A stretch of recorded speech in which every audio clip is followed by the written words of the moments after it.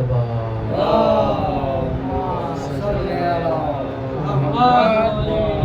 मोहम्मद। हाय बाबा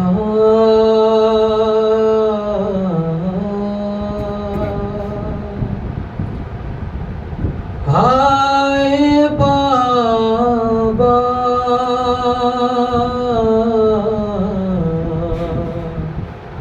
मेरे बाबा। ज़ैनब ने कहा ये रो रो कर, दो हौसला बाबा ज़ैनब को। ज़ैनब ने कहा ये रो रो कर, दो हौसला बाबा ज़ैनब को। तन्हा है लईनों में दुख्तर, दो हौसला बाबा ज़ैनब को। ज़ैनब ने कहा ये रो रो कर, दो हौसला बाबा ज़ैनब को। बाबा मैं बड़ी बेटी हूँ तेरी, सब बदला लेंगे मुझसे तेरा। बाबा मैं बड़ी बेटी हूँ तेरी, सब बदला लेंगे मुझसे तेरा। लोगों के बदलते हैं तेवर, लोगों के बदलते हैं तेवर, दो हौसला बाबा ज़ैनब को। ज़ैनब ने कहा ये रो रो कर, दो हौसला बाबा ज़ैनब को। ज़ैनब ने कहा ये रो रो कर, दो हौसला बाबा ज़ैनब को। ये ज़ैनब है कुलसूम है ये, आपस में सितमगर के कहते हैं। ये ज़ैनब है कुलसूम है ये, आपस में सितमगर के कहते हैं। हंसते हैं तमाशाई हम पर, हंसते हैं तमाशाई हम पर, दो हौसला बाबा ज़ैनब को। ज़ैनब ने कहा ये रो रो कर, दो हौसला बाबा ज़ैनब को। ज़ैनब ने कहा ये रो रो कर, दो हौसला बाबा ज़ैनब को। हिम्मत यूं बढ़ाओ बेटी की, आबिद को बचा कर ले जाए। हिम्मत यूं बढ़ाओ बेटी की, आबिद को बचा कर ले जाए। हर घर से बरसते हैं پتھر ہر گھر سے برستے گئے پتھر دو حوصلہ بابا زینب کو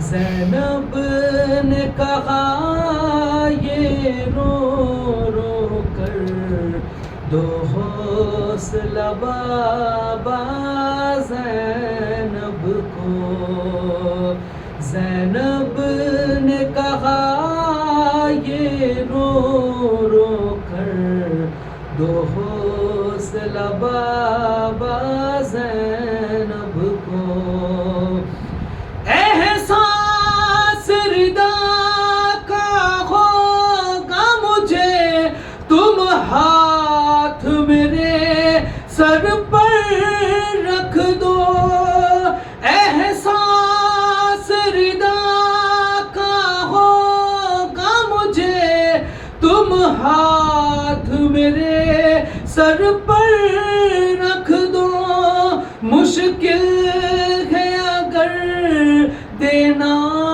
چادر مشکل ہے اگر دینا چادر دو حوصلہ بابا زینب کو زینب نے کہا یہ رو رو کر دو حوصلہ بابا زینب کو زینب نے کہا یہ رو رو کر دو حوصلہ بابا زینب کو دربار کے اس دروازے پر اماں کو سنبھالا تھا تم نے دربار کے اس دروازے پر اماں کو سنبھالا تھا تم نے دربار کے اس دروازے پر دربار کے اس دروازے پر دو حوصلہ بابا زینب کو زینب نے کہا یہ رو رو کر دو حوصلہ بابا زینب کو زینب نے کہا یہ رو رو کر دو حوصلہ بابا زینب کو لوگوں کی نگاہیں اٹھتی ہے تشگیر کی ضربیں چلتی ہے لوگوں کی نگاہیں اٹھتی ہے تشگیر کی ضربیں چلتی ہے بیٹی ہے تیری زیر خنجر بیٹی ہے تیری زیر خنجر دو حوصلہ بابا زینب کو زینب نے کہا یہ رو رو کر دو حوصلہ بابا زینب کو زینب نے کہا یہ رو رو کر دو حوصلہ بابا زینب کو برائے خوشنود شہزادی کونین فاطمہ زہرا بابا زبلند صلوات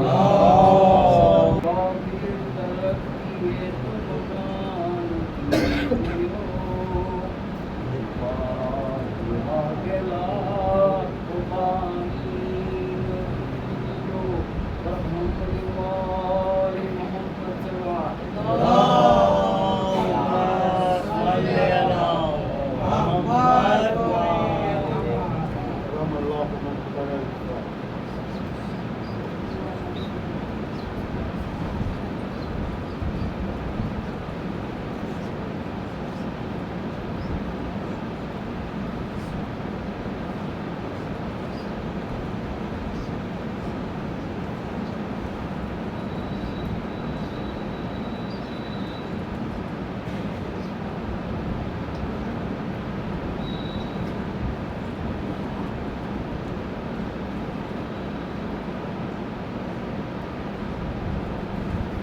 بسم الله من الشيطان الرجيم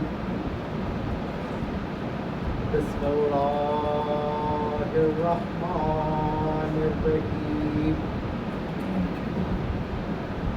الحمد لله الذي هدانا لهذا وما كنا لنهتدي لولا أن هدانا الله لقد جاءت رسل ربنا بالحق والصلاة والسلام مولانا مولى الكونين جد الحسنين بالقاسم محمد اللهم صل على محمد وآل محمد وآله الطيبين الطاهرين المعصومين المظلومين ولعنة الله على أعدائهم أجمعين من الآن إلى الصباح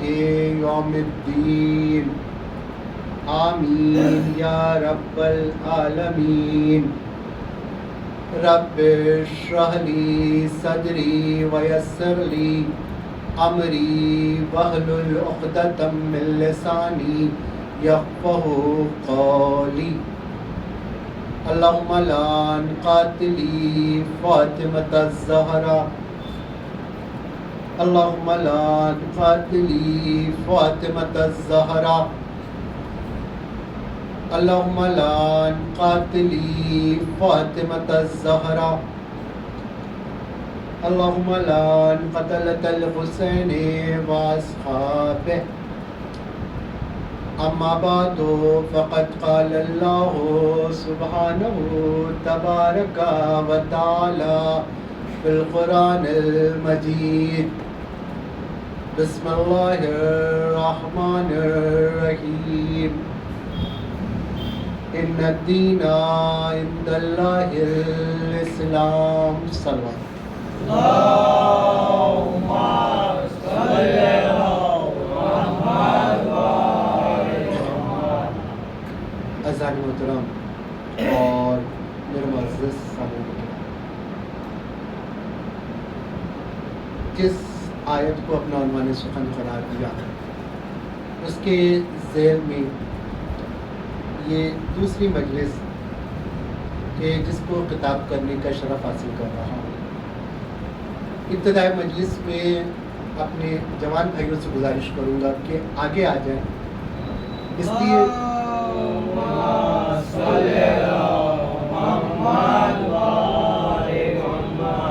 دیکھیے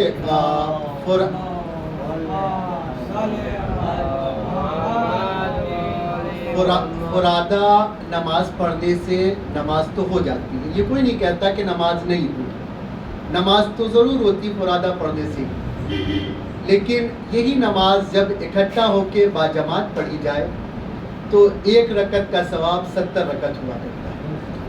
اور جس طرح نماز ایک عبادت ہے اسی طرح فرش ازا بھی ایک عبادت ہے۔ حالانکہ یہ میرے پچھلے سال کے عشرے کا موضوع تھا کہ ہمارے یہاں عبادت کا جو عنوان ہمارے سامنے عبادت پیش کیا گیا بڑا محدود کر کے پیش کیا گیا۔ ہم یہ سوچنے لگے کہ صرف نماز، روزہ، حج، زکوٰۃ، خمس انہی چیزوں کا نام عبادت ہے۔ نہیں، ان چیزوں کا نام عبادت ہے، لیکن صرف انہی چیزوں کا نام عبادت نہیں ہے۔ جہاں تمام عبادتیں ہیں انہی عبادتوں میں سے ایک عظیم عبادت ہے کہ جس کو اہل بیت کے در کی نوکری کہا جاتا ہے۔ ایک عظیم عبادت ہے اہل بیت کے در کی نوکری۔ دیکھیں، حالانکہ آج مجھے یہ پڑھنا نہیں تھا لیکن زبان تک بات آ گئی ہے تو عرض کر دیتا ہوں۔ قرآن کی آیت ہے وَمَا خَلَقْتُ الْجِنَّ وَالْإِنسَ إِلَّا لِيَعْبُدُونَ، کہ ہم نے جن و انس کو پیدا نہیں کیا مگر اس لیے کہ وہ میری عبادت کرے۔ خدا کہہ رہا میں نے جن و انس کو پیدا کس لیے کیا؟ کہ وہ میری عبادت کرے۔ اگر اس آیت کو پیش نظر رکھا جائے تو اس کا مطلب یہ ہے کہ ہماری زندگی کا ہر لمحہ عبادت میں گزرنا چاہیے. ہماری زندگی کا ہر لمحہ عبادت میں گزرنا چاہیے. اور زندگی کے جس لمحے میں ہم نے عبادت نہیں کی اس لمحے میں ہم نے اپنی مقصد تخلیق کو پورا نہیں کیا. اگر صرف ظاہری ترجمے پر اکتفا کی جائے تو آیت یہ بتا رہی ہے کہ زندگی کے جس لمحے میں آپ نے عبادت نہیں کی آپ نے زندگی کے اس لمحے میں اپنی مقصد تخلیق اپنی مقصد خلقت کو پورا نہیں کیا. اب آپ مجھے بتائیں کوئی ایک انسان کیا ہر وقت نماز پڑھ سکتا ہے؟ نہیں پڑھ سکتا. کوئی ایک انسان ہر وقت روزہ رہ سکتا ہے؟ جب خدا نے خود ہی حکم نہیں دیا. روزہ بھی 12 یا 14 گھنٹے کا ہوتا ہے تو 24 گھنٹہ کوئی روزہ کیسے رکھے؟ کوئی ایک انسان ہر وقت نہ خمس نکال سکتا ہے نہ زکوٰۃ نکال سکتا ہے. میرے معبود پھر عبادت کیسے کرے؟ کہا ہاں سنو، اہل بیت کے در کی نوکری عبادت ہے. ہر وقت اہل بیت کا ذکر کرو، عبادت ہوتی جائے گی. ہاں میرا جوان بھائی اب مجھ سے دلیل مانگنے کا حق رکھتا ہے کہ آپ نے یہ کیسے کہہ دیا اہل بیت کے در کی نوکری عبادت ہے. بالکل 100% اہل بیت کے در کی نوکری عبادت ہے. صرف عبادت نہیں بلکہ ایک عظیم عبادت ہے. بلکہ ایک عظیم عبادت ہے. آپ مجھ سے دلیل مانگیں گے، میں دلیل دے رہا ہوں آپ کو. اہل بیت کے در کی نوکری عبادت ہے. اگر عبادت نہ ہوتی تو کبھی بھی فرشتہ اس در پہ چکی چلانے نہیں آتا. اگر اہل بیت کے در کی نوکری عبادت نہ ہوتی تو فرشتہ کبھی بھی جھولا جھولانے نہیں آتا. نہیں آپ اس سے دلیل مانگے، میں دلیل پوری کر رہا ہوں. اس لیے کہ فرشتے خدا کی اس مخلوق کو کہتے ہیں کہ جو عبادت کے علاوہ اور کچھ کرتے ہی نہیں. شاید میں اپنی بات نہیں پہنچا سکا. فرشتے خدا کی اس مخلوق کو کہتے ہیں کہ جو عبادت کے علاوہ اور کچھ کرتے ہی نہیں. نہ یہ ہماری طرح کھاتے ہیں نہ ہماری طرح سوتے ہیں. روز اول سے خدا نے جس فرشتے کو جس حالت میں خلق کیا وہ آج تک اسی حالت میں ہے. نہیں میں دوسری دلیل دے دیتا ہوں، اور یہی وجہ ہے کہ ہم میں سے جو انسان بڑا متقی پرہیزگار ہو جاتا ہے اس کے لیے یہ کہا جاتا ہے کہ فرشتہ صفات ہو گئے. آپ نے یہ جملہ سنا ہوگا. جو انسان ہر وقت نماز روزہ کرنے لگے اسے کہا جاتا ہے کہ فرشتوں جیسے ہو گئے. اس کا مطلب فرشتے خدا کی اس مخلوق کو کہتے ہیں جو عبادت کے علاوہ اور کچھ کرے ہی نہیں. تو فرشتے اس در پر جھولا جھولانے آئے یا نہیں آئے؟ فرشتے اس در پر روٹی لینے آئے یا نہیں آئے؟ فرشتے اس در پر چکی چلانے آئے یا نہیں آئے؟ دیکھیں میں نے پہلا جملہ کہا تھا عبادت ہے اور دوسرا جملہ کہا تھا عظیم عبادت ہے. عبادت تب تک رہتی کہ جب کوئی عام فرشتہ آ کے اس در پہ چکی چلاتا. یہ عبادت اس وقت تک رہتی جب کوئی عام فرشتہ آ کے اس در پہ گہوارہ جھلاتا. لیکن یہ عبادت عظیم عبادت اس وقت ہو گئی کہ جب کوئی عام فرشتہ نہیں بلکہ سید الملائکہ آ کے چکی چلا رہا ہے. آپ مجھے بتائیں آپ کے علاقے میں اگر کوئی سید صاحب ہو جائیں تو ان سے آپ کیا کوئی چھوٹا موٹا کام لیں گے؟ نہیں. بستی کا جو سب سے بڑا کام ہوگا وہ ان سے انجام دلوایا جائے گا. تو خدا کے یہاں بھی فرشتوں میں جو سید الملائکہ تھا میرے معبود اس گھر کی نوکری ہی کرنا تھا تو کسی بھی عام فرشتے کو بھیج دیتا. کیا ضرورت تھی کہ سید الملائکہ کو بھیجے؟ عجب نہیں خدا آواز دے تمہیں نہیں معلوم یہ گھر ہے سیدوں کا، یہ گھر ہے سیدوں کا. میں نے کہا معبود تھوڑی سی تشریح کر دے. کہا سنو اس گھر میں جو بیوی رہتی ہے اس کا ہر رشتہ سیدوں سے ہے. میں نے کہا معبود تھوڑا سا اور تشریح کر دے. کہا سنو اس گھر میں جو بیوی رہتی ہے اس کا باپ جو ہے، ان کے والد جو ہے وہ سید الانبیاء ہیں، اور اس گھر میں جو بیوی رہتی ہے اس کا شوہر جو ہے وہ سید الاوصیاء ہے، اور اس گھر میں جو بیوی رہتی ہے اس کے بچے جو ہیں وہ جنت کے جوانوں کے سردار ہیں۔ تو میں نے یہ چاہا کہ سیدوں کے بیچ میں اگر کسی کو نوکری کرنے بھی بھیجوں تو وہ سید ہو، تو وہ سید ہو۔ اور دیکھیے بات زبان تک آ گئی ہے تو کہہ بھی دیتا ہوں، یقیناً ہم سب کو احترام کرنا چاہیے سیدوں کا، لیکن کسی ذاکر کا بڑا اچھا جملہ ہے، سید ہو جانے میں یقیناً احترام ہے اولاد نبی ہونے کی وجہ سے، لیکن بڑا اچھا جملہ ذاکر کا یہ ہے کہ غیر سیدوں کو سیدوں کا احترام اس لیے کرنا چاہیے کہ وہ اولاد فاطمہ ہے، کہ وہ اولاد فاطمہ ہے، اور سیدوں کو غیر سیدوں کا احترام اس لیے کرنا چاہیے کہ وہ دعائے فاطمہ ہے۔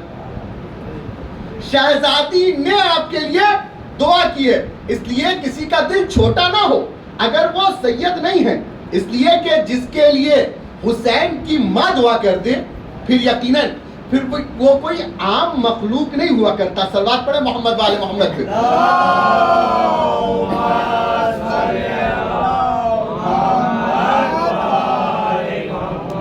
میں اپنی بات کو کل سے مربوط کر دوں۔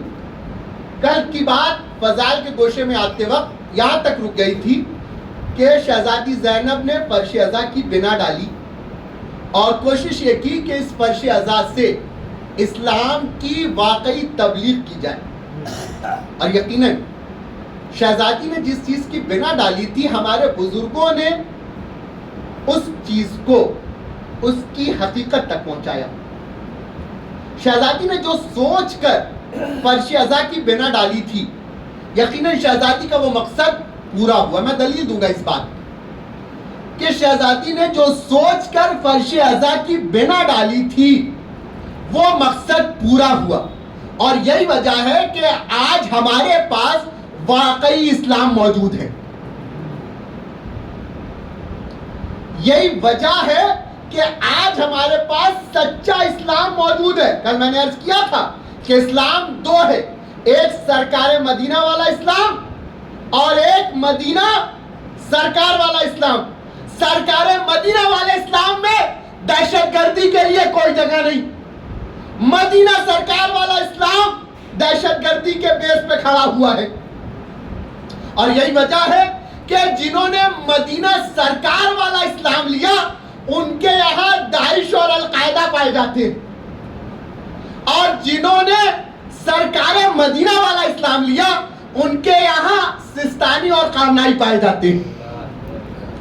میں نے کہا تھا کہ شہزادی نے جو سوچ کر فرش ازا کی بنا ڈالی تھی ہم یقیناً اس مقصد میں کامیاب ہیں۔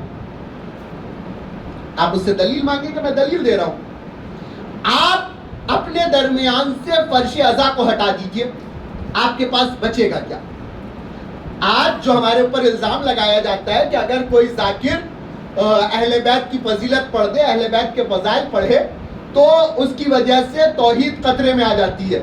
نہیں، ہماری توحید کبھی خطرے میں آئی ہی نہیں، اس لیے کہ ہمارے معصومین نے توحید کو پہچنوایا ہے، اور آپ اگر فرش ازا کو اپنے درمیان سے ہٹا دیں گے تو اس کے بعد آپ کے پاس کوئی ایک ایسی جگہ نہیں بچے گی کہ جہاں سے آپ دنیا کو توحید پہچنوا سکیں۔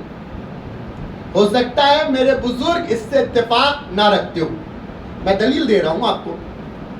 اگر آپ فرش ازا کو ہٹا دیں گے تو آپ کے پاس سچا اسلام پہنچانے اور توحید کی تبلیغ کرنے کی کوئی جگہ نہیں بچے گی۔ آپ کہیں گے ہمارے پاس پھر بھی خطبہ جمعہ، خطبہ عیدین تو ہے کہ جہاں سے ہم واقعی اسلام، سچا اسلام اور توحید کی تبلیغ کر سکتے ہیں۔ اگر آپ یہ بات کہیں گے تو آپ اس بات میں اکیلے نہیں ہیں۔ مسلمانوں کے 72-73 فرقے، ہر فرقے میں خطبہ جمعہ بھی ہوتا ہے، اور خطبہ عیدین بھی ہوتا ہے نا, خطبہ جمعہ بھی ہوتا ہے, خطبہ عیدین بھی ہوتا ہے. یہاں سے فرق سن کے جائیے کہ باقی فرقوں میں اور فرش ازا والے فرقے میں فرق کیا ہے. باقی فرقوں نے خطبہ جمعہ اور خطبہ عیدین سننے کے بعد بھی ان فرقوں میں دہشت گرد پائے جاتے ہیں. نہیں, شاید میں اپنی بات کو نہیں پہنچا سکا. ہر فرقے میں خطبہ جمعہ ہونے کے بعد بھی, خطبہ عیدین ہونے کے بعد بھی دہشت گرد پائے جاتے ہیں. لیکن جس فرقے میں فرش ازا پائی جاتی ہے 1400 سال کی تاریخ میں آج تک اس میں کوئی بھی ایک آتنکوادی نہیں ہوا. شاید میں بہت بڑی بات کر گیا. جس فرقے نے خود کو فرش ازا سے وابستہ رکھا 1400 سال گزر گئے, ہم مظلوم تو رہے, ظالم نہیں ہوئے. ہم ہر دور میں مظلوم رہے, ہم ظالم نہیں ہوئے. کیوں؟ اس لیے کہ اس فرش ازا نے ہم کو سچا اسلام دیا. اس فرش ازا نے ہمیں مظلوم بن کے جینا سکھایا. اس فرش ازا نے ہم کو بتایا کہ ظلم برداشت کرنا لیکن کبھی دوسرے پہ ظلم نہ کرنا. یقیناً دیکھیے یہ وہ باتیں ہیں جو خاموشی سے سنی جاتی ہیں, مجھے بھی پتا ہے ان باتوں پہ نعرے نہیں لگتے, لیکن کیا کروں, یہ فرش ازا اس منبر کی کچھ ذمہ داریاں ہیں. اور جس آیت کو میں نے اپنا عنوان سخن قرار دیا ہے ان الدین عند اللہ الاسلام, اپنے موضوع پہ آ جاؤں. اسلام دین ہے, اور یقیناً میرا نوجوان بھائی یہ سوچنے کا حق رکھتا ہے کہ باقی جتنے بھی مذہب ہیں, جتنے بھی ریلیجنس ہیں, جتنے بھی دھرم ہیں, اس میں بڑی آزادی ہے, لیکن اسلام نے ہمیں پابندیوں میں کیوں رکھا؟ ہر چیز کا حکم لگایا ہے کہ سو تو اس طرح سو, اتنے بجے اٹھ جاؤ, اتنی بجے نماز پڑھنی ہے, پھر جو چاہے کرو, اس کے بعد پھر دن میں آ کے نماز پڑھنی ہے, پھر رات میں نماز پڑھنی ہے. یہاں تک کہ بیت الخلا جانے کے احکام بھی ہمارے یہاں کہ وہاں بھی آپ اپنی مرضی سے نہیں جا سکتے. جا رہے ہو تو پہلے بایاں پیر مقدم کرو, نکل رہے ہو تو دایاں پیر مقدم کرو. سوچ سکتا ہے انشاءاللہ اس کی تشریح کسی کا اور دن کروں گا. آج صرف یہ کہ اسلام نے اتنی پابندیاں کیوں لگا دی, اور پھر آخر میں ہم یہ سوچتے ہیں کہ یہ ساری چیزیں نماز, روزہ, حج, زکوٰۃ, مجلس کر کے ملے گا کیا. میرا جوان یہ سوچنے کا حق رکھتا ہے کہ کیا ملے گا, کیا مل جائے گا. اور اکثر یہ بات ہمارے ذہن میں بھی آتی ہے کہ اتنی پابندیاں برداشت کرنے کے بعد ہم کو کیا ملے گا. ایران نجف میں ایک طالب علم تھا اور اس کا ایک استاد تھا. استاد واقعی معاملوں میں استاد تھا. ایک دن یہ طالب علم اور استاد جو ہے وہ اپنے درس کے درمیان ایک جملہ کہا کرتے تھے کہ دین بڑا قیمتی ہے, دین بڑا قیمتی ہے. وہ اکثر اپنے درس میں یہ بات کہتے تھے کہ دین بڑا قیمتی ہے. ایک دن ان کا ایک شاگرد اپنے گھر سے نکلا اور نکلنے کے بعد تھوڑا دور چلا تھا کہ اس کی چپل ٹوٹ گئی. اس کی چپل ٹوٹ گئی. جب اس کی چپل ٹوٹی تو یہ موچی کے پاس پہنچا اور پہنچنے کے بعد کہتا ہے کہ میری چپل کی مرمت کر دو. موچی اس سے کہتا ہے کہ یہ بتاؤ میں مرمت تو کر دوں گا لیکن اس کے بدلے تم مجھے کیا دو گے. تو وہ طالب علم کہتا ہے میں تمہیں کیا دوں گا, طالب علم ہوں, میرے پاس پیسے بھی نہیں رہتے. ہاں اگر کچھ کر سکتا ہوں تو تمہیں فقہ کے چند مسئلے بتا دوں گا. تو وہ موچی کہتا ہے تمہارے فقہ کے مسئلے میرے کس کام کے, میں اگر تمہاری چپل کی مرمت کروں گا تو مجھے تو اس کے بدلے پیسے چاہیے, مجھے پیسے دو. وہ طالب علم کہتا ہے میرے پاس پیسے نہیں. تو موچی کہتا ہے پھر یہاں سے آگے بڑھو, یہاں سے آگے بڑھو. یہ طالب علم نے اس نے اپنی کتابیں لی اور درس میں پہنچا. درس میں پہنچنے کے بعد اس نے کتابیں پٹک کر اپنے استاد سے کہا کہ آپ تو ہمیں درس کے بیچ بیچ میں بڑا کہتے ہیں کہ دین بڑا قیمتی ہے, دین بڑا قیمتی ہے, دین بڑا قیمتی ہے. ایسا دین کس کام کا کہ جو میری ٹوٹی ہوئی چپل نہ سلوا سکے, ایسا دین کس کام کا کہ جو میری ٹوٹی ہوئی چپل نہ سلوا سکے. اور دیکھیے ہم کیا کر رہے ہیں, طالب علموں کی زندگی ہی ایسی ہوتی ہے. اور اب تو بڑی فیسلٹیز ہیں ہمارے پاس بھی. پرانے زمانے میں آج سے 50 سال پہلے جب جائیں گے تو لوگ پیدل سفر کیا کرتے تھے علم حاصل کرنے کے لیے. اس نے کتابیں پڑھ کے اور کتابیں پٹک کے یہ کہا کہ ایسا دین کس کام کا کہ جو میری ٹوٹی ہوئی چپل نہ سلوا سکے. وہ استاد واقعی معنوں میں استاد تھا. اس نے کہا خاموش ہو جاؤ, میرے ایک سوال کا جواب دے دو, پھر میں تمہیں بتاؤں گا کہ دین کتنا قیمتی ہے. وہ کہتا ہے ٹھیک ہے, آپ کا سوال کیا؟ کہ میرا سوال یہ ہے کہ اس نے اپنے پاس سے ایک موتی نکالی. موتی نکالنے کے بعد کہا جاؤ بازار چلے جانا, اور سبزی منڈی جانے کے بعد سبزی منڈی میں یہ موتی سبزی والے کو دکھانا اور اس سے کہنا کہ اس موتی کے بدلے میں وہ تمہیں کیا دے گا, اس موتی کی قیمت کیا ہے. وہ طالب علم اس نے موتی لی, موتی لے کے سبزی منڈی آیا اور سبزی والوں سے پوچھنے لگا کہ یہ بتا اس موتی کی قیمت کیا ہے. سبزی والوں نے یہ کہا کہ اس موتی کے بدلہ اگر ہم تمہیں کچھ دیں گے تو 1-2 نیبو دے سکتے, اس سے زیادہ کچھ نہیں دے سکتے, اس موتی کی قیمت ہی ہے. یہ طالب علم اس موتی کو لے کے واپس استاد کے پاس آیا اور استاد کے پاس آ کے کہتا ہے کہ اس موتی کی قیمت 2 یا 3 نیبو ہے. کہا اچھا, اس موتی کی قیمت صرف 2 یا 3 نیبو؟ کہا ہاں. کہا ٹھیک ہے, دوبارہ بازار جاؤ, لیکن اس بار سبزی منڈی نہیں جانا بلکہ جوہری کی دکان پہ جانا اور اس کو یہ موتی دکھا کے پوچھنا کہ اس موتی کی قیمت کیا ہے. یہ طالب علم پھر اپنے درس سے نکلا اور جوہری کی دکان پہ پہنچا.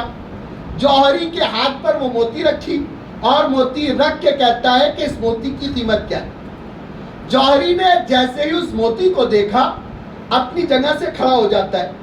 کھڑا ہو کے کہتا ہے کہ اس موتی کے بدلے میں اگر میں اپنی پوری دکان بھی دے دوں تو اس کی قیمت ادا نہیں ہو سکتی. اس موتی کے بدلے میں اگر میں اپنی پوری دکان دے دوں تب بھی اس موتی کی قیمت ادا نہیں ہو سکتی. یہ طالب علم نے پھر اس موتی کو لیا اور موتی کو لے کر واپس استاد کی بارگاہ میں آیا. بارگاہ میں آ کر کہتا ہے کہ سبزی منڈی میں تو اس موتی کے بدلے میں, اس موتی کے عوض میں 2 یا 3 نیبو مل رہے تھے, لیکن جب میں جوہری کی دکان پہ پہنچا تو اس نے اس موتی کو دیکھ کر کہا کہ اس موتی کی قیمت میں اگر اس کی پوری دکان بھی دے دی جائے تو اس کی قیمت ادا نہیں ہو سکتی. اس استاد نے کہا, اس کے استاد کے جملے یہ تھے کہ بس یہی حال دین کا ہے. جب تم دنیا والوں کے سامنے دین کو پیش کرو گے تو وہ اس کی قیمت نہیں جانتے, لیکن جب تم اسی دین کو خدا کی بارگاہ میں پیش کرو گے تو خدا تمہیں بتائے گا کہ وہ اس دین کے بدلے تمہیں کیا دے گا.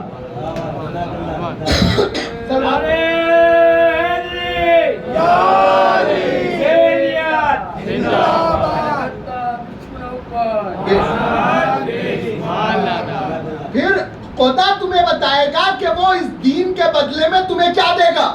کبھی وہ تمہیں اس دین کے بدلے میں جنت دے گا, کبھی تمہیں اس دین کے بدلے میں سلسبیلے دے گا, کبھی اس دین کے بدلے میں کوثر دے گا. وہ تمام چیزیں کہ جن کے تم خواب دیکھتے ہو خدا تمہیں اس دین کے بدلے میں عطا کرے گا. لیکن ضرورت یہ ہے کہ پہلے ہم دین پر چلیں. تو یہ جو دین ہے, اور خدا کا شکر ادا کیا کیجئے کہ اس نے آپ کو زندہ ضمیروں کی شریعت میں پیدا کیا, جہاں ہر چیز یوں ہی نہیں رکھ دی گئی بلکہ سوچ سمجھ کے رکھی گئی ہے. حالانکہ میں نے ایک وعدہ کر لیا تھا کہ میں پھر کبھی بیان کروں گا, لیکن آج ہی جو بات نکلی تھی اس بات کو مکمل کر دوں. بیت الخلاء میں جانے کے احکام کیا وجہ ہے؟ کیا خدا یہ چاہتا ہے کہ وہاں بھی جائیں تو خدا کے حکم کے پابند ہو کے جائیں؟ نہیں.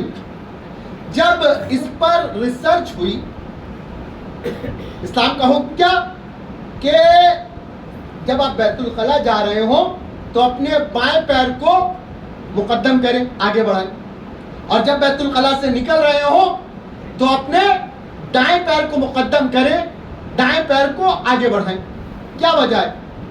جب اس پر ریسرچ ہوئی تو نتیجہ یہ نکلا کہ جب انسان اپنا بایاں پیر آگے بڑھاتا ہے تو اس کے بائیں پیر کی کچھ نسیں ایسی ہیں جو کھنچتی ہیں.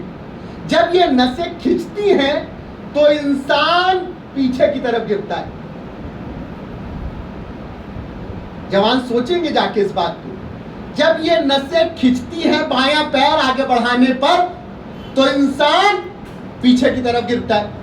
اور سائنس آگے یہ کہتا ہے کہ جب انسان اپنا دایاں پیر مقدم کرتا ہے, اپنے دائیں پیر کو آگے بڑھاتا ہے تو اس کی کچھ نسیں کھنچتی ہیں. جب وہ نسیں کھنچتی ہیں تو انسان آگے کی طرف گرتا ہے. نہیں, میں آپ کے سامنے نقشہ پیش کر دیتا ہوں. یہ ہے بیت الخلا. ٹھیک, آپ بیت الخلا جا رہے ہیں, آپ نے اپنا بایاں پیر مقدم کیا. بایاں پیر مقدم کریں گے تو سائنس کہہ رہا ہے کہ اگر انسان اس صورت میں گرا تو پیچھے کی طرف گرے گا. ٹھیک, اب آپ بیت الخلا سے نکل رہے ہیں. اب آپ نے اپنا دایاں پیر مقدم کیا. دایاں پیر مقدم کیا تو سائنس یہ کہہ رہا ہے کہ اب اگر انسان گرتا ہے تو آگے کی صورت میں, دونوں صورتوں میں انسان اگر گرے گا تو بیت الخلا کے باہر گرے گا. دونوں صورتوں میں انسان اگر گرے گا تو بیت الخلا کے باہر گرے گا. وہ دین کہ جو چند لمحوں کے لیے یہ نہ چاہے کہ اس کا ماننے والا غلاظت میں گر جائے, وہ دین یہ کیسے برداشت کر سکتا ہے کہ اس کا ماننے والا گمراہ ہو جائے؟ نہیں, میں ایسی بہت ساری مثالیں مجلسوں میں پیش کروں گا کہ جو اسلام نے پہلے بیان کی اور سائنس نے اس سے بعد میں ثابت کیا. دنیا کے جتنے بھی علم ہیں یہ اہل بیت کا صدقہ ہے. ہمارے بہت سے نوجوان بھائی جب اسکول اور کالجز میں جاتے ہیں تو وہ یہ سوچتے ہیں تھوڑی بہت کتابیں پڑھ کے کہ یہ تو اسلام میں ہے ہی نہیں, یہ نئی بات ہے. نہیں, اسلام میں سب کچھ ہے. ضرورت صرف اس بات کی ہے کہ ہم ان چیزوں کو پڑھیں. اور میں اکثر باتوں میں ایک جملہ کہا کرتا ہوں کہ نوجوان کبھی بھی کسی علم کو یہ سوچ کے نہ پڑھیں کہ یہ علم بیکار ہے. دنیا کا کوئی بھی علم کبھی نہ کبھی کسی نہ کسی وقت میں کام آتا ہے. اس لیے اور مجھے افسوس ہوتا ہے اس وقت کہ جب باب مدینۃ العلم کا ماننے والا خود کو علم سے دور رکھے. باب مدینۃ العلم کا ماننے والا اس لیے کہ جملہ آ گیا زبان تک تو کہہ دیتا ہوں, ہم جو فضیلتیں پڑھتے ہیں نا, خیبر, خندق, علی نے یہاں تلوار چلائی, علی نے ان کو مارا, علی نے مرحب کو مارا, علی نے انتر کو مارا. علی کی اصل وراثت تلوار چلانا نہیں ہے. شاید میں اس جملے کو پہنچا لے جاؤں. علی کی اصل وراثت تلوار چلانا نہیں ہے. علی کی اصل وراثت علی کا علم ہے. علی کی اصل وراثت علی کا علم ہے. لیکن علی کا علم سیکھنا ہے تو اپنے ذہن کو بلند کرنا پڑے گا. نہیں, اب میں تھوڑی دیر کے لیے ایک علمی گفتگو کرنا چاہتا ہوں. اگر علی کا علم سیکھنا ہے تو اپنے ذہن کو تھوڑا سا بلند کرنا پڑے گا. لیکن مجھے پتا ہے کہ آپ اتنی خوش گفتگو سننے کے عادی نہیں ہیں, لیکن میں کیا کروں, میں علمی گفتگو ہی ممبر سے کرنا چاہتا ہوں. ایک علم ہے عربی کے لیے, عربی سیکھنے کے لیے دو علم ہیں, اور میرے سامنے دو عربی جاننے والے موجود ہیں, اس بات کی تصدیق کریں گے. اگر کسی کو بھی عربی سیکھنا ہو تو اس سے دو علموں کا سیکھنا زیادہ ضروری ہوتا ہے. ایک ہے علم صرف اور دوسرے ہے علم نحو. یہی دو علم ہے نا. قبلہ اس بات کی تصدیق کریں گے کہ یہ دو علم عربی سیکھنے کے لیے یہ دو علم کی ضرورت ہے. اس میں علم صرف جو ہے، آپ کبھی عربی مدرسے میں جائیں تو آپ وہاں سے بھی اس کی تصدیق کرائیے گا.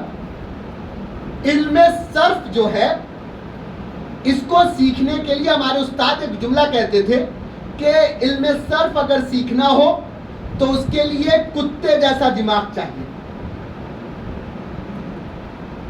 اس کے لیے کتے جیسا دماغ چاہیے. کیوں؟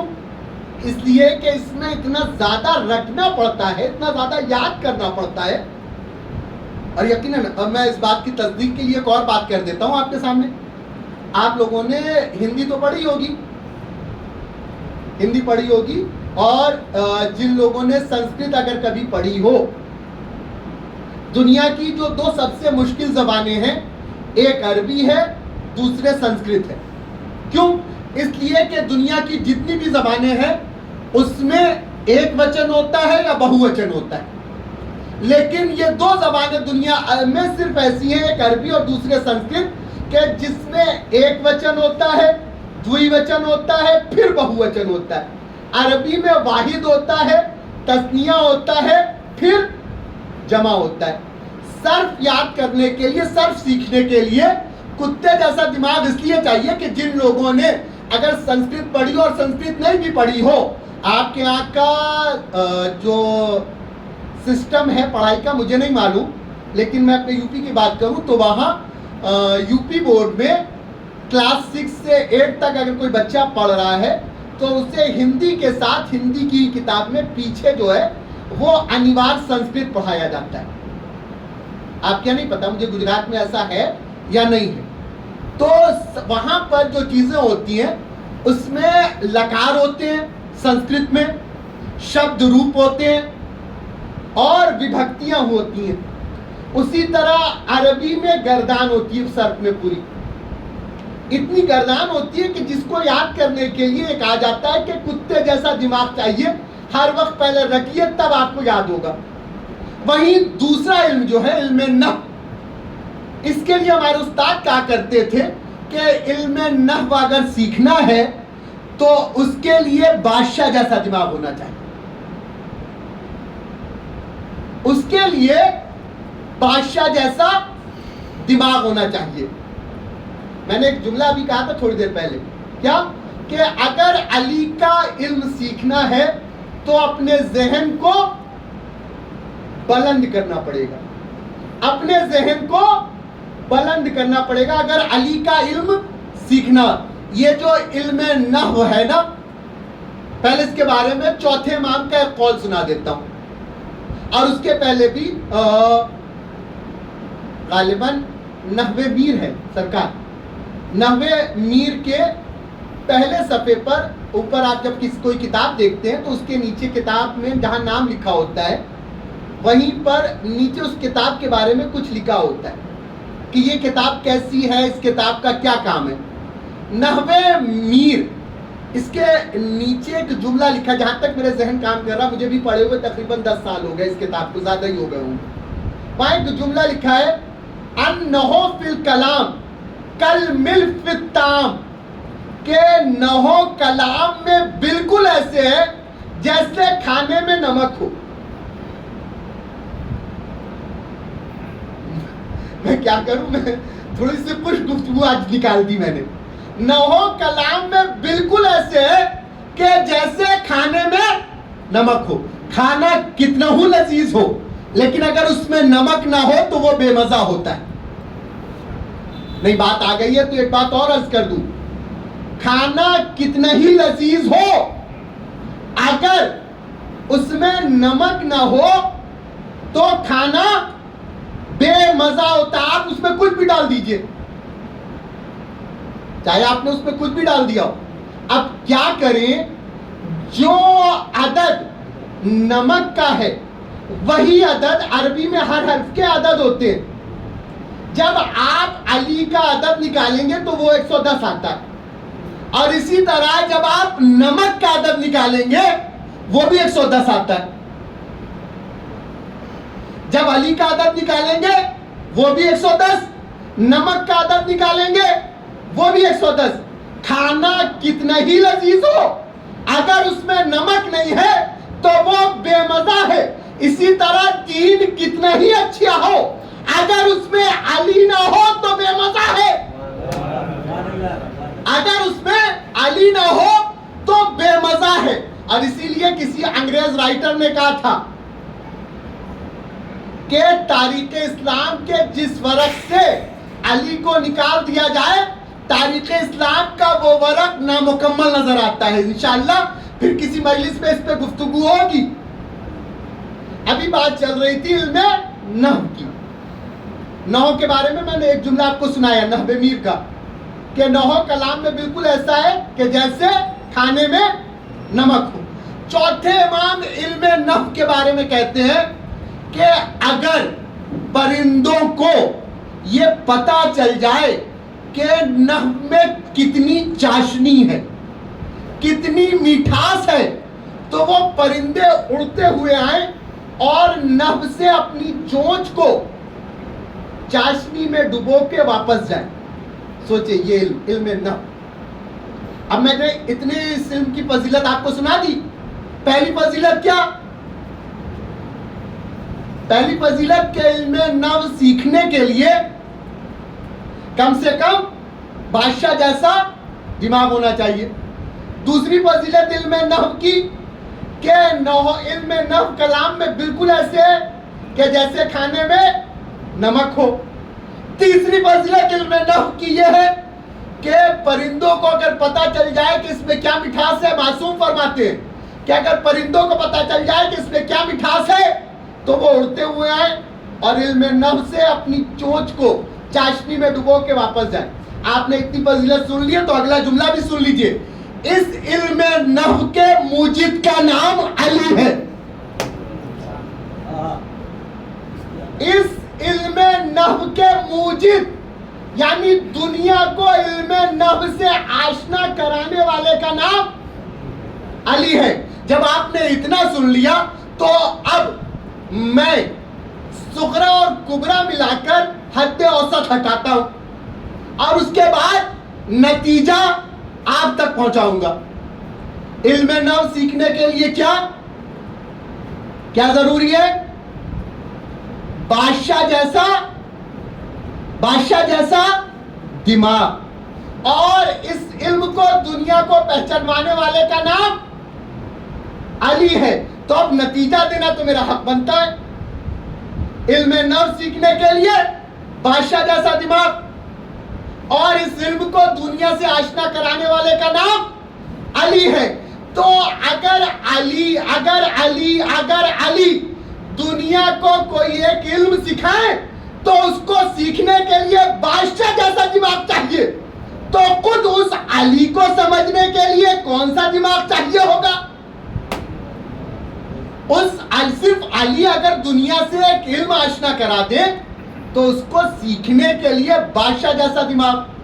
آج جو دنیا بار بار کہتی ہے کہ ہمارے سمجھ میں علی نہیں آتا, تو اس کے سمجھ میں علی کیسے آئے کہ جس نے صرف ایک علم دنیا کو دیا تو اس کو سیکھنے کے لیے بادشاہ جیسا دماغ چاہیے. تو اس علی کو سمجھنے کے لیے کیسا دماغ چاہیے ہوگا؟ اور یقیناً جو سوچ کے آیا تھا ایک جملہ اس موضوع پہ نہیں بول سکا اور بات ابھی بھی مکمل نہیں ہوئی. علم نحو حالانکہ کل کا موضوع آج کے موضوع سے تھوڑا سا الگ ہو گیا. آج میں نے سوچا تھا کہ اسلام اور عورت کے ہی عنوان پر گفتگو کروں گا, لیکن بات چونکہ علمی نکل آئی اور پھر نکلتے نکلتے یہاں تک آ گئی. لیکن آخری ایک گوشہ ابھی علی سمجھ میں نہیں آیا. دنیا کو یہ اس بات کا اعتراض ہے, اس بات کا افسوس ہے کہ دنیا اہل بیت کو نہیں سمجھ سکی. میں کہتا ہوں اہل بیت کو سمجھنے کی کوشش نہ کیجیے. ابھی اہل بیت کے در کے غلاموں کو سمجھنے کی کوشش کیجیے. اگر اہل بیت کے در کے غلام سمجھ میں آ گئے تو ہو سکتا ہے یہی بخشش کے لیے کافی ہو. اہل بیت کے در کے غلام, بات چونکہ علم کی چل رہی تھی اسی لیے علم پر ہی بات ختم کروں گا. اس در کی ایک کنیز ہے کہ جسے فضہ کہا جاتا ہے. دنیا شہزادی فاطمہ کو بعد میں سمجھے گی, پہلے ان کی کنیز جناب فضہ کو سمجھے.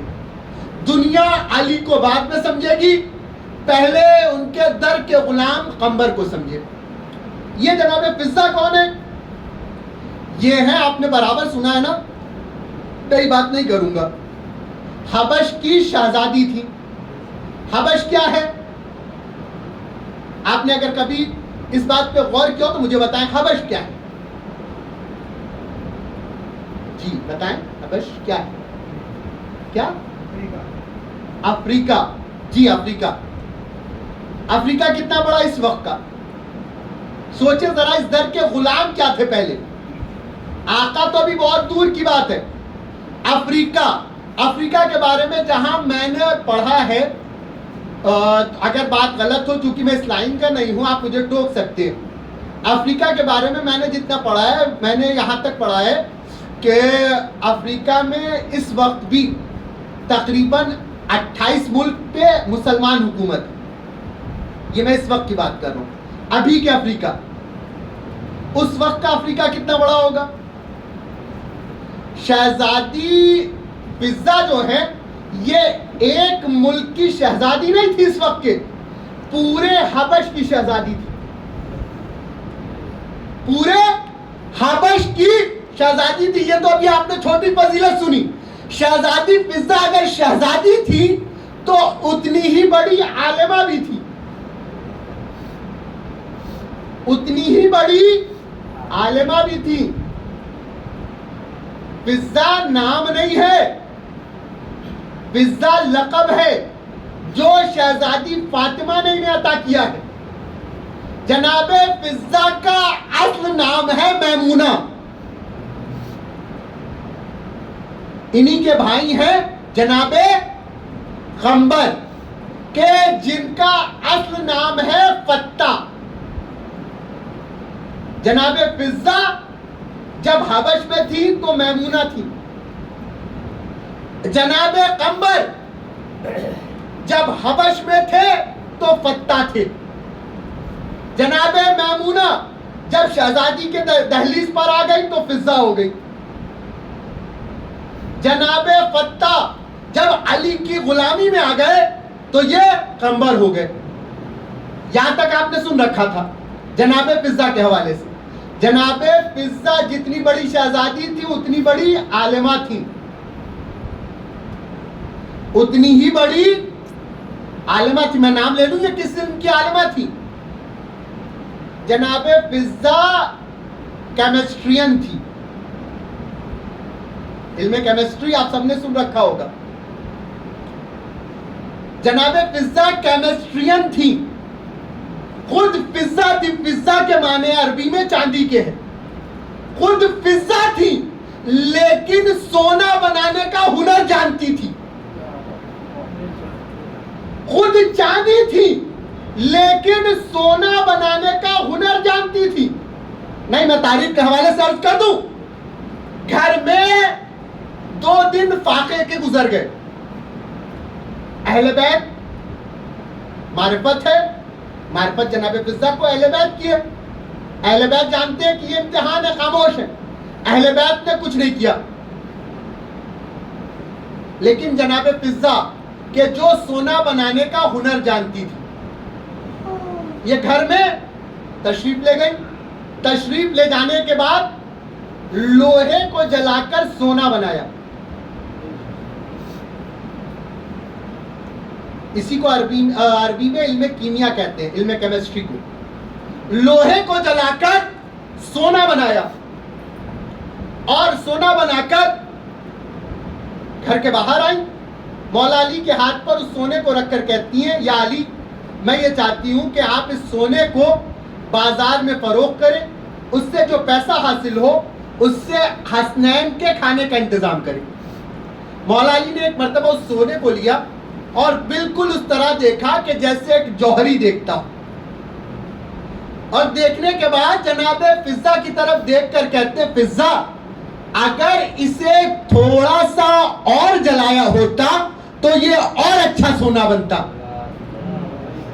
فضہ اگر اسے تھوڑا سا اور جلایا ہوتا تو یہ اور اچھا سونا بنتا۔ فضہ حیران ہو گئی، حیران ہو کر مولا علی سے کہتی ہے مولا یہ تو علم کیمیا ہے کہ جسے ہم حبش والے جانتے ہیں. مولا یہ علم کیمیا ہے, یہ علم کیمسٹری ہے کہ جسے ہم حبش والے جانتے ہیں. مولا نے جناب فضہ کی طرف دیکھا, دیکھ کر مسکرا کر کہتے فضہ تم کیا جانتی ہو, دنیا کا کوئی بھی علم جب تک مجھ سے اجازت نہ لے لے کسی تک نہیں جاتا.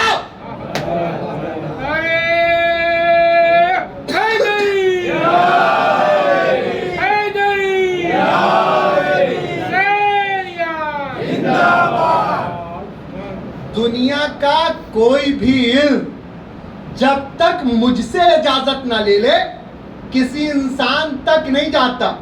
کبھی علی یوں بھی سنا کریے کہ علی صرف جنگوں کو جیتنے والے کا نام نہیں ہے, علی بہت بڑے عالم کا نام ہے. اور میں نے مجلس کے درمیان کہا تھا کہ علی کی اصل وراثت تلوار چلانا نہیں ہے, علی کی اصل وراثت علی کا علم ہے. تو اگر ہم خود کو علی کا ماننے والا کہتے ہیں تو ہم پر لازم ہے کہ ہم علی کے علم کو سیکھیں. دنیا, آپ کو شوق ہے نا کہ دنیا کو اہل بیت کی معرفت کرائی جائے. اہل بیت کی معرفت تبھی ہو سکتی ہے کہ جب ہمیں اہل بیت کے علم کی معرفت ہو. اور دیکھیے زبانی دعویٰ کر لینا کوئی بھی کر سکتا ہے کہ یہاں آ جائیے یہ مل جائے گا وہ مل جائے گا, لیکن جب آپ علم کے ذریعے بلائیں گے نا تو دنیا دوڑ کر علی کے دہلیز پر آئے گی. جب انسان کے پاس علم ہو جائے تو وہ شیخ تقی بہجت بنتا ہے. شیخ تقی بہجت آپ نے سنا ہوگا, جوان چونکہ موجود ہے جا کر یہاں دیکھیں گے کہ یہ کتنے بڑے عالم تھے. کیوں؟ اس لیے کہ علی کی اصل وراثت سے خود کو وابستہ کر دیا. اور یقیناً پھر میں آپ کو اپنی منزل تک لے آیا, بات یہی تمام کر دوں گا, وقت میرا مکمل ہو رہا ہے. علی کی اصل وراثت علی کا علم ہے. اور یہی وجہ تھی کہ علی نے, جناب سلمان کہتے کہ میں نے دیکھا مولا نے سینے پر 3 بار ہاتھ مار کر کہا حسرت حسرت حسرت. جناب سلمان کہتے ہیں یا علی کس بات کی حسرت رہ گئی؟ کہا مجھے 2 باتوں کی حسرت رہ گئی. کہا کون سی؟ کہا پہلی حسرت یہ کہ میں جتنا بڑا کریم تھا دنیا نے اتنا مجھ سے مانگا نہیں. میں جتنا بڑا عالم تھا دنیا نے اتنا سوال نہیں کیا. یقیناً اگر علی سے سوال کیا جاتا تو علی علم کی ان گرہوں کو کھولتے کہ جن کو سمجھنا آج بھی دنیا کے لیے ایک مشکل باب ہے. علی کے علم اور علی کے علم کی جو وارثہ تھی اسے زینب کہا جاتا ہے. علی کے علم کی جو وارثہ ہے اسے زینب کہا جاتا ہے. کل میں نے عرض کیا تھا عالمہ غیر معلمہ ہے. علی کے ہوتے ہوئے جسے کسی معلم کی ضرورت نہ ہو اسے شہزادی زینب کہتے ہیں. کون زینب؟ وہ زینب کہ جس نے حسین کے لیے اپنے بیٹوں کو قربان کیا اور بیٹوں کے ساتھ ساتھ گود کے پالے علی اکبر کو قربان کیا. صرف یہیں پر زینب کا امتحان ختم نہیں ہوا بلکہ بیٹوں اور گود کے پالے علی اکبر کے ساتھ ساتھ زینب نے اپنے سب سے عزیز چیز پردے کو قربان کر دیا. کون زینب؟ میں چاہتا ہوں آج کی مجلس میں جناب اون محمد کا تھوڑا تذکرہ ہو جائے. وہ زینب کہ جو تاریخیں مختلف ہیں, کچھ تاریخیں یہ کہتی ہیں کہ جب یہ قافلہ مدینے سے چلا ہے تب جناب عبداللہ نے اون محمد کو لا کر شہزادی زینب کے حوالے کیا ہے, اور کچھ تاریخیں یہ کہتی ہے کہ جب یہ قافلہ مکے سے واپس ہو رہا تھا تب جناب عبداللہ آئے ہیں اور اون محمد کو اس قافلے کے ساتھ کر دیا. عاشور کا دن ہے. جناب اون محمد ایک ماں کے لیے اس کے بچے بہت پیارے ہوتے. جناب زینب ہے جو اون محمد کو خیمے میں دیکھ کر کہتی ہے اون محمد اگر تم سے پہلے علی اکبر قربان ہو گئے تو میں تمہارا دودھ نہ بخشوں گی. جناب آن محمد نے اپنے ہاتھوں کو جوڑا, ہاتھوں کو جوڑ کر کہا اماں ہم نے مامو جان سے کئی مرتبہ اجازت مانگی لیکن مامو جان ہیں کہ جو ہمیں جنگ کی اجازت نہیں دیتے. شہزادی زینب نے اپنے ان دونوں بچوں کے ہاتھوں کو پکڑا, ہاتھوں کو پکڑ کر خیمہ حسینی میں آئی. مولا حسین کے خیمے میں آ کر کہتی ہیں بھیا حسین میرے ان دو نشانیوں کو جنگ کی اجازت دے دو.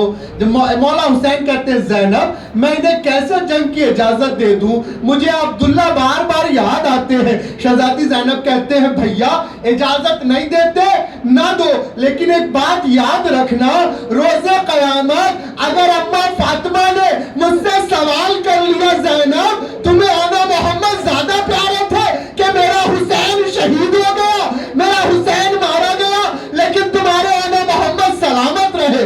حاضردارو لو آقا حسین نے جناب آنا محمد کو جنگ کی اجازت دی. حاضردارو 12 اور 13 سال کا سن ملتا ہے تاریخ میں, 8 یا 9 سال کا سن ملتا ہے. تاریخ کہتی ہے ان بچوں کو جب جنگ کی اجازت مل گئی نا, شہزادی زینب نے ان بچوں کا ہاتھ پکڑا, اپنے خیمے میں آئی. خیمے میں آنے کے بعد کہتی ہے انو محمد زمین پہ بیٹھ جاؤ. انو محمد زمین پہ بیٹھ گئے. شہزادی زینب کہتی بھیا عباس ذرا علی اکبر کو بلانا. مولا عباس نے جناب علی اکبر کو بلایا. جناب علی اکبر خیمے میں داخل ہوئے. خیمے میں داخل ہونا تھا, شہزادی زینب کہتی بیٹا اکبر ذرا مسند پہ بیٹھ جاؤ. جناب علی اکبر مسند پہ بیٹھے. شہزادی زینب آگے بڑھی, آنکھ کو اپنی آغوش میں لیا. مولا عباس آگے بڑھے, محمد کو جناب عباس کی آغوش میں دیا. آغوش میں دینے کے بعد ایک مرتبہ اکبر کا تلایا پھرنا شروع کیا, بالکل اس طرح جس طرح ہمارے گھروں میں صدقہ نکالا جاتا ہے, جس طرح ہمارے گھروں میں صدقہ نکالا جاتا ہے. 7 مرتبہ تلایا پھرنے کے بعد آنو محمد کو دیکھ کر کہتی ہے بیٹا آنو محمد تم میرے اکبر کے صدقہ ہو, تم میرے اکبر کے صدقہ ہو. آنو محمد دیکھو خیمے میں زندہ واپس نہ آنا. جناب اون ہے, جناب محمد ہے, جنگ کرنے نکلے. اب جو یہ لوگ جنگ کرنے نکلے ہیں, جو لوگ زیارت پہ گئے ہیں وہ اس بات کی تصدیق کریں گے. کربلا میں جو لوگ گئے انہوں نے دیکھا ہوگا ہر شہید کی ایک نشانی ہے. جس جگہ جناب علی اکبر کے سینے پہ نیزہ لگا وہاں پر ایک نشانی ہے. جہاں علی اصغر کے گلے پر تیر لگا ہے وہاں بھی نشان بنایا گیا ہے. جہاں عباس کے بازو کٹے ہیں وہاں بھی نشان بنایا گیا تاکہ لوگ پہچان سکیں کہ یہ کون سا مقام ہے. جب آپ لوگ کربلا جائیں گے تو دیکھیے گا کربلا میں خیمہ حسینی سے جو مقام سب سے زیادہ دور ہے وہ مقام وہ ہے کہ جہاں آنو محمد زین سے زمین پہ تشریف لائے. اس لیے کہ کربلا کی سب سے طویل جنگ جو کی ہے وہ آنو محمد نے کی ہے. تاریخ کہتی ہے جب جو چھوٹے چھوٹے شہزادے جنگ کر رہے تھے, جنگ کرتے کرتے یہ چھوٹے چھوٹے شہزادے پیسر سعد کے خیمے تک پہنچ گئے. پیسر سعد کے خیمے تک پہنچنے کے بعد پیسر سعد کے خیمے پہ نیزہ مار کر کہتے ہیں پیسر سعد تو کیا سمجھتا ہے ہمارے ہوتے ہوئے ہمارے مامو جان سے بیعت لے لے گا, باہر نکل, ہم تمہیں بتاتے ہیں کہ ہم کون ہیں. تاریخ کہتی ہے ان چھوٹے چھوٹے شہزادوں نے خیمے پہ نیزہ مارا. پیسر سعد خیمے کے پیچھے سے نکل کر بھاگا. اب جو یہ پیچھے سے نکل کے بھاگا ہے یہ شہزادے پھر سے ایک مرتبہ جنگ کرتے کرتے نہر فرات تک پہنچ گئے. عباس کے شاگردوں نے نہر فرات فتح کی. نہیں, آپ رونے کا حق نہیں ادا کر رہے. میں اپنی مجلسوں کی ابتدا میں مجھے جہاں بھی عشرہ پڑھنا ہوتا ہے نا, میں دوران مصائب چند جملے یہ کہتا ہوں کہ اگر ذاکر کے بیان پہ رونا نہ آئے نا, کربلا سننے کی چیز نہیں ہے, کربلا محسوس کرنے کی چیز ہے. اگر ذاکر کے بیان پہ رونا نہ آئے, اگر ذاکر کے مصائب پہ رونا نہ آئے نا تو قاسم کے پامال لاشے کو یاد کر کے رویا کیجئے. اگر ذاکر کے بیان پہ رونا نہ آئے تو علی اکبر کے کلیجے پہ لگا ہوا نیزہ یاد کر کے رویا کیجئے. اگر پھر بھی رونا نہ آئے نا تو علی اصغر کا چھٹا ہوا گلا یاد کر کے رویا کیجئے. پھر بھی رونا نہ آئے تو عباس کے کٹے ہوئے بازوؤں کو یاد کر کے رویا کیجئے. پھر بھی رونا نہ آئے تو حسین کے سوکھے گلے پہ چلنے والے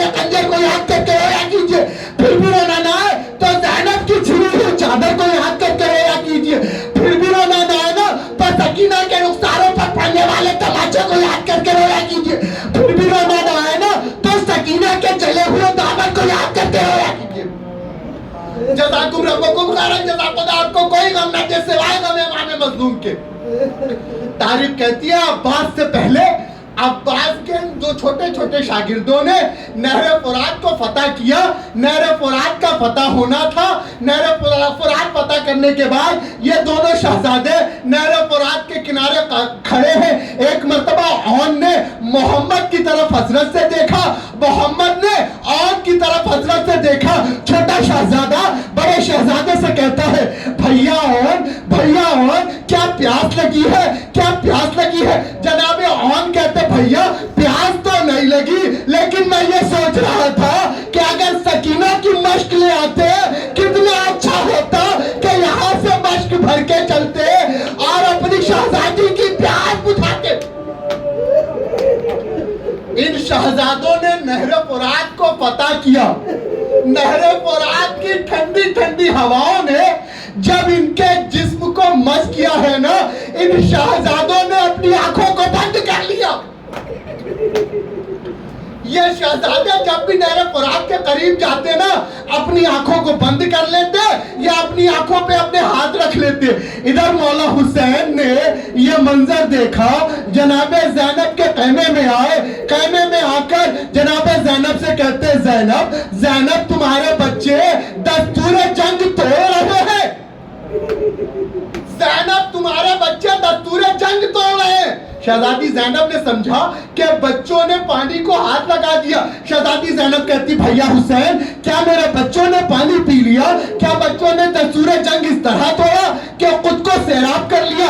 आका हुसैन कहते, नहीं ज़ैनब, बच्चों ने पानी की तरफ देखा भी नहीं, बल्कि जब भी इनकी निगाह फुरात की तरफ जाती है, ये अपनी आंखों पे अपने हाथ रख लेते हैं।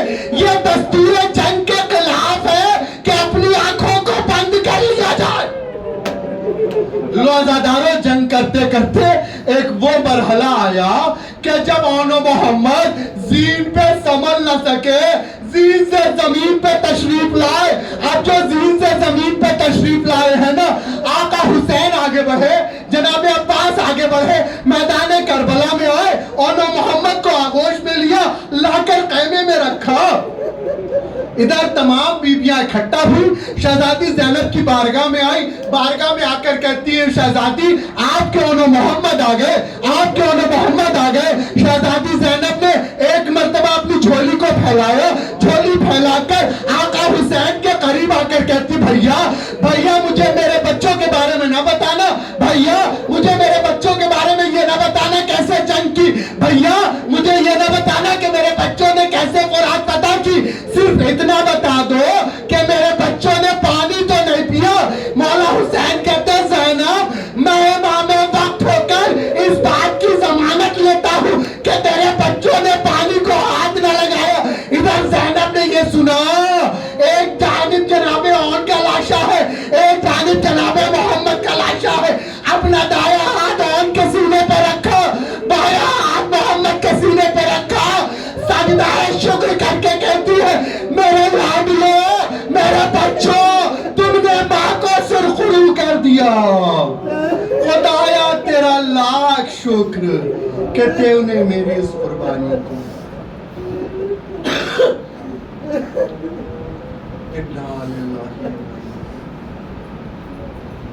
रज़म बिरज़ाही व तस्लीम।